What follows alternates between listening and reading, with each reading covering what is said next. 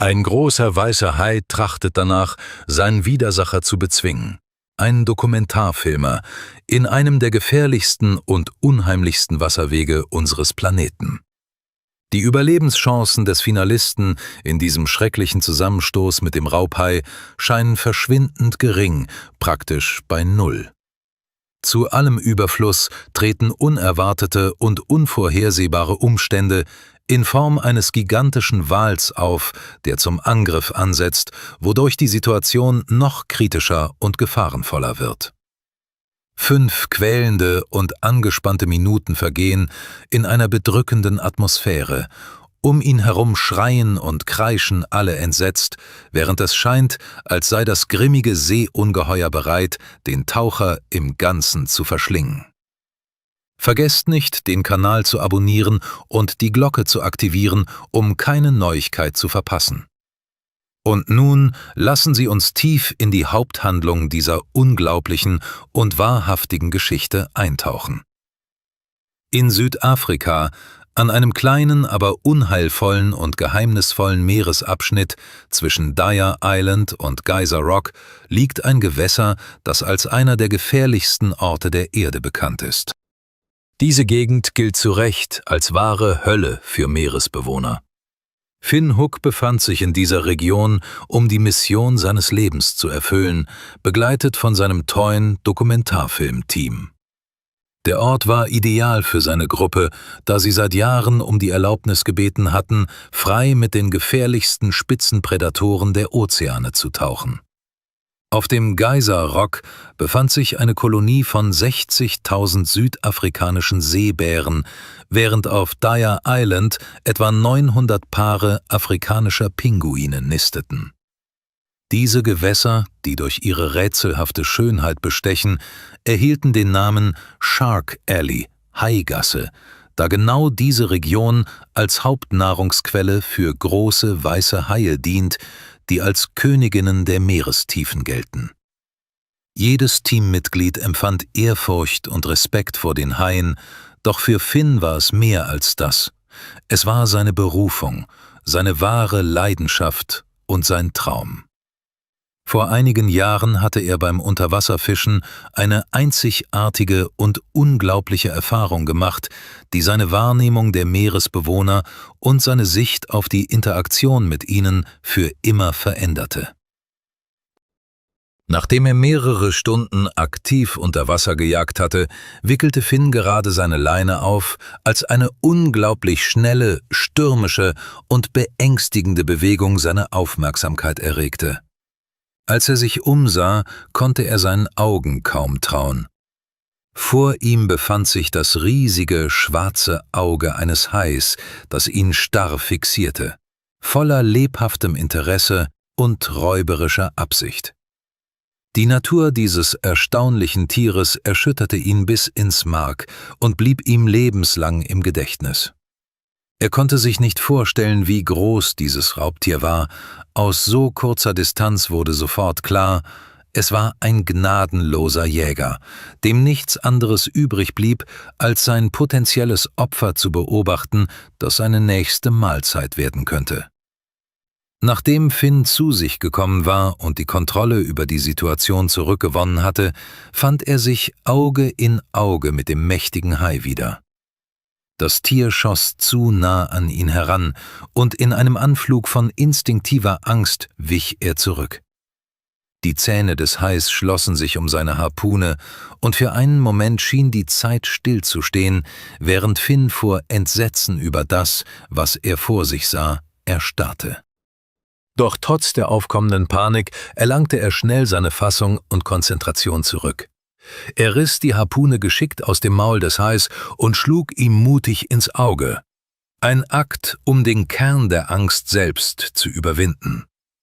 Als der Hai schließlich wegschwamm und Finn schockiert zurückließ, war er aus dieser Prüfung mit einer unvergesslichen Überlebensgeschichte hervorgegangen, die sich tief in sein Bewusstsein grub, gepaart mit einer neuen Bewunderung für diese erstaunliche Spezies. Nach diesem unglaublichen Tag voller Meeresabenteuer und ungekannter Ängste verspürte Finn den Drang, seine Erlebnisse mit der Welt zu teilen um die Aufmerksamkeit auf diese faszinierenden Wesen zu lenken, über die so wenige Menschen wirklich Bescheid wissen. Er begann Dokumentarfilme zu drehen und setzte sein Leben jedes Mal aufs Spiel, wenn er mit der Kamera in der Hand abtauchte. Trotz des Risikos hielt er dies für einen geringen Preis für die Verwirklichung seiner hohen Ambitionen. Schließlich saß sein Team in einem schwankenden Boot in der Shark Alley, voller Aufregung und Erwartung. Zunächst beobachteten sie die ruhige Oberfläche, doch sie waren bereit für den Tauchgang und den spannenden Prozess der Interaktion mit den Meeresmonstern. Sie suchten nach Anzeichen für die Anwesenheit von Spitzenprädatoren, Möwen, die nach Fischen ins Wasser stießen, oder kleine Fische, die nah an der Oberfläche schwammen. Heute war es besonders still, als ob das Meer selbst in Erwartung von etwas Ungewöhnlichem erstarrt wäre. Die Pinguine auf Dyer Island und die Robben auf Geyser Rock schienen zu wissen, was geschah, und verharrten in einer Atmosphäre der Stille und Unruhe. Dieses Phänomen signalisierte keineswegs, dass unter Wasser keine Gefahr drohte. Finn bereitete sich vor, streifte seinen Taucheranzug über und schließlich begann der Tauchgang. Er überprüfte seine Kamera, während seine Mitarbeiter Teile ihrer Ausrüstung befestigten und mutig den Fokus für das zukünftige Unterwassermeisterwerk einstellten. Sobald sie über Bord gingen, herrschte unter Wasser eine unheimliche Stille, in der man sogar den eigenen Herzschlag hören konnte. Die Sichtweite betrug nicht mehr als 3 Meter und nur gelegentlich waren an der Wasseroberfläche die Spritze einer Robbe oder eines Pinguins zu sehen, was die ansonsten lautlose Leere unterbrach. Finn bemerkte etwas Ungewöhnliches, während er die verspielten Bewegungen einer Robbe beobachtete. Mehrere gewaltige Silhouetten glitten unter der Wasseroberfläche dahin. Zuerst hielt er sie für Orcas. Um die beiden Inseln jagten oft 2 Orcas, als würden sie von der linken und rechten Seite ihre Beute einkreisen. Diese grimmigen Jäger demonstrierten ihre Aggressivität, da sie sogar große weiße Haie jagten. In diesem Gebiet gab es tatsächlich viele weiße Haie, doch dieses mächtige Duo weckte in ihnen Angst und Unruhe wie eine dunkle Wolke über dem Abgrund. Finn, der den Blick nicht von den Schatten abwandte, begann sich mit dem Gedanken anzufreunden, dass das Fehlen der Haie durch die Anwesenheit der Orcas erklärt werden könnte, was sein Bewusstsein beunruhigte. Doch die großen Gestalten bewegten sich nicht wie Orcas, und das war ein vielsagendes Zeichen für eine drohende Gefahr. Minutenlang konzentrierte er seine Aufmerksamkeit auf die Objekte, drehte sich auf den Rücken und erkannte beim Blick in die dunkle Tiefe, dass es sich in Wirklichkeit um eine Gruppe von Südkapern, südlichen Glattwalen, handelte. Mit seinem Wissen über die Ozeanwelt bemerkte er sofort, dass die Kälber im Zentrum eines Schutzkreises positioniert waren, den die erwachsenen Tiere gebildet hatten. Finn spürte, wie die Unruhe in ihm wuchs. Sie schützten sich offensichtlich vor einer unmittelbaren Bedrohung. Finns Intuition, wie von einem Blitz getroffen, deutete auf die Anwesenheit von mindestens einem großen weißen Hai hin. Weitere Zeichen folgten. Das Fehlen von Robben und Pinguinen sprach Bände über die ernsthafte Gefahr unter der Oberfläche.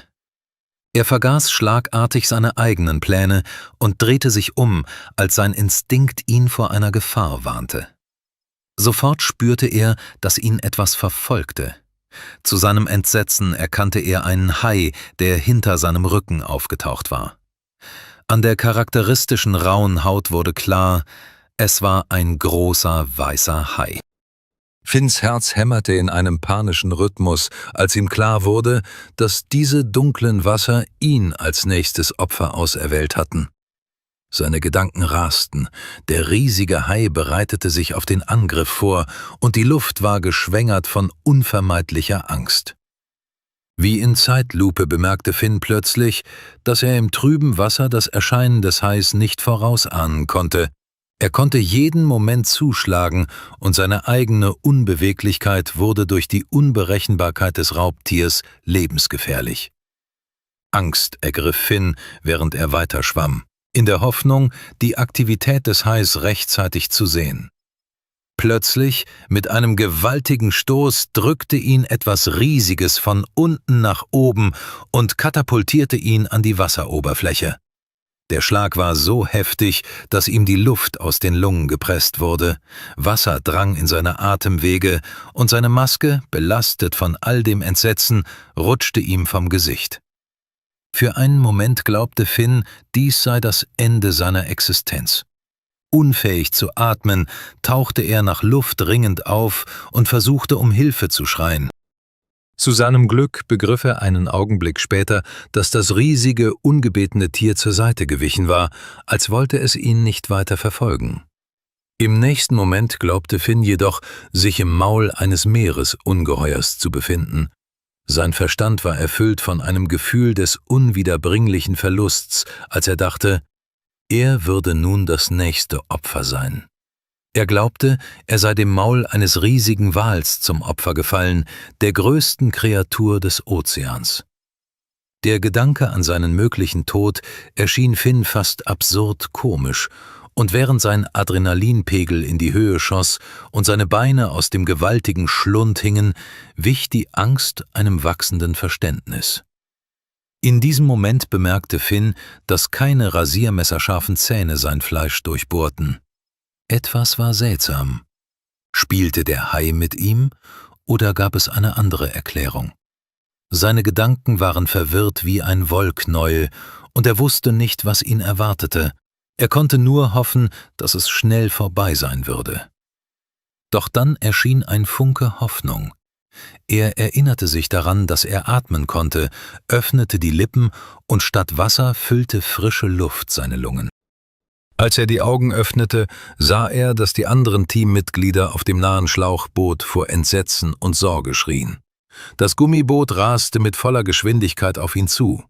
Finn verstand, dass das Wesen, das ihn angegriffen hatte, sich zurückzog. Er war sich in diesem Moment nicht bewusst, was wirklich geschehen war, doch das Boot kam sekündlich näher. Als es ihn nach einer Ewigkeit des Wartens erreichte, zog ihn das Team wie eine Stoffpuppe vorsichtig und schnell aus dem Wasser, gefolgt von Schreien der Erleichterung. Was sie ihm dann erzählten, versetzte ihn in Schock und Staunen. Das Team hatte beobachtet, wie Finn unfreiwillig inmitten der Gruppe der Wale gelandet war. In dem Moment, als sie den bevorstehenden Angriff des Hais bemerkten, sahen sie, wie eines der riesigen Wesen eingriff, noch bevor der Hai ihn berühren konnte. Einer der Südkaper hatte Finn an die Oberfläche gestoßen und ihn so buchstäblich aus dem Pfad des Hais befördert. Es schien fast vorbestimmt. Für den Hai wäre es unmöglich gewesen, Finn in diesem Moment zu packen. Wie war es möglich, dass der Wal auf so unglaubliche Weise zur Hilfe eilte, als er sah, wie sein natürlicher Rivale einen Menschen angriff? Diese Frage sprengte die Grenzen der gewöhnlichen Logik. Der Wal drehte ab, als der Hai schließlich den Rückzug antrat. Obwohl diese Erfahrung nur 5 Minuten dauerte, fühlten sie sich an wie eine Ewigkeit. Finn und sein gesamtes Team werden diese Geschichte niemals vergessen.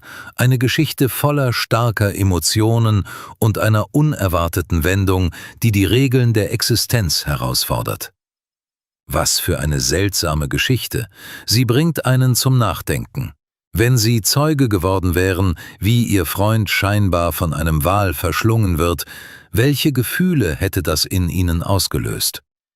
Hatten Sie jemals mit einem Meeresraubtier zu tun?